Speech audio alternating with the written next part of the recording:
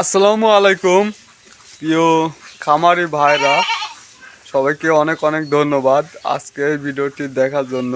তো আজকে ভিডিওটির মূল বিষয় আসলে ডেয়ারি খামারে কখন লস হয় এবং কেন আমরা লসের মধ্যে পড়ে যাই। ডেয়ারি খামারে যদি আমরা সময় মতো বাচ্চা উৎপাদন করতে না পারি তাহলে কিন্তু আমরা লসের মধ্যে পড়ে যাই। আমরা কিন্তু শুধু দুধের টাকায় কিন্তু খামারে লাভবান হওয়া যায় না, দুধের টাকায় কিন্তু তাকে খাওয়াতেই ফুরে যায়।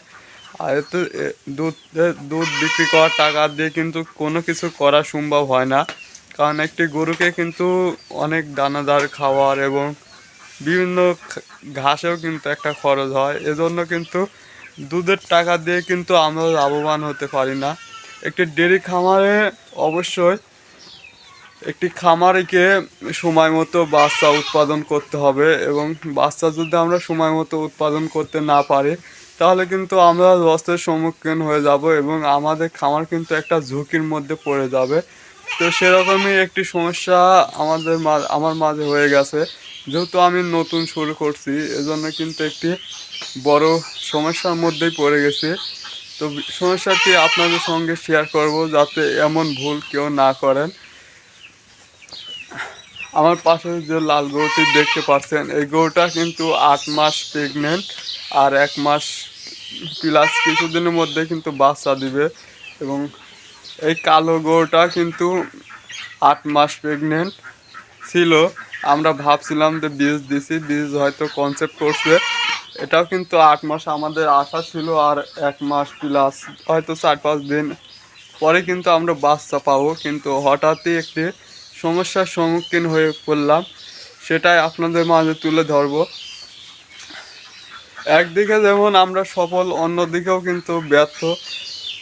এই বাছুরটি বকনা, এটার বয়স 14 মাস। এটাকে কিন্তু আমরা কাল বীজ দিছি, আর এটাকে বীজ দেওয়ার পরে এআই কর্মী যখন বাড়িতে আমাদের খামারে আসে তখন কিন্তু এটাকে বীজ দেয়। বীজ দেওয়ার পরে এই কালো গরুটার বিষয় বলে যে এই গরুটা তার নাকি সন্দেহ জাগে যে এটা কনসেপ্ট নাই। তো তার পরবর্তীতে কিন্তু আমরা এই গরুটাকে চেক দিই যে এর পেটে বাচ্চা আছে কি না। যেহেতু ইয়ার কর্মী একজন, সে অভিজ্ঞ, আর আমি যেহেতু নতুন, তো তাকে দিয়ে এই গরুটা চেক দেওয়ায়। চেক দেওয়ার পরে সে বলে এর পেটে নাকি বাচ্চা নেই। তখন তো একটি খামারে হতাশা ছাড়া আর কিছুই না, কারণ একটি ডেয়ারি খামার কিন্তু বাচ্চা উৎপাদনের উপরেই নির্ভর করে। আর এই গরুটা দেখেই বলে যে এটার কনসেপ্ট আছে, এটা কনসেপ্টের থাকার লক্ষণগুলা একজন অভিজ্ঞ ইয়ার কর্মীরা কিন্তু দেখলেই বুঝতে পারে যে গরু কনসেপ্ট আছে কি না এবং কি অবস্থার মধ্যে আছে। তো বন্ধুরা, ছোট ছোট ভুল থেকে কিন্তু আমাদের বেরিয়ে আসতে হবে, না হলে কিন্তু আমরা অনেক বড় ক্ষতির সম্মুখীন হয়ে যাব। এই গরুটাকে কিন্তু আমি 8 মাস যাবত তাকে একটা পেটে যখন বাচ্চা থাকে তখন কিন্তু তার খাদ্য তালিকা চেঞ্জ হয়ে যায়। তো এটাকে কিন্তু 8 মাস খাওয়াইছি, খাওয়ানোর পর হঠাৎ কাল যখন শুনি এর পেটে বাচ্চা নেই তখন কিন্তু একটা হতাশা এবং লসের সম্মুখীন হয়ে পড়ে গেছে। তো অবশ্যই আপনার যখন একটি গরুকে বীজ দিবেন, বীজ দেওয়ার 3 মাস পরে তাকে অবশ্যই চেক দিবেন যে তার পেটে বাচ্চা আছে কি না। যদি আমরা 3 মাস পরে চেক দিতাম তাহলে কিন্তু এই ক্ষতির মধ্যে পড়তে হতো না।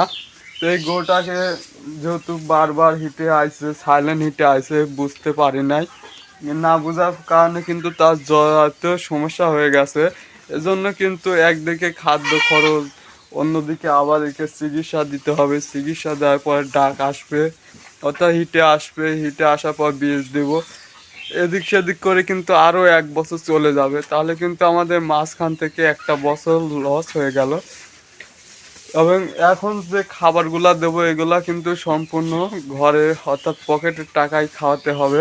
কারণ এতদিন এই বাচ্চা দিত, এই দুধ কিছুদিন আগে বন্ধ করছি, এখন তো আর চাইলে দুধ বৃদ্ধি করতে পারবো না, কারণ এই দুধ বন্ধ হয়ে গেছে।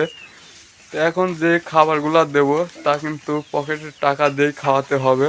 তো এমন ভুল কোনো খামারই করবেন না, এবং যারা বাইরে লালন পালন করেন তারা অবশ্যই এই ভুল থেকে বেরিয়ে আসুন।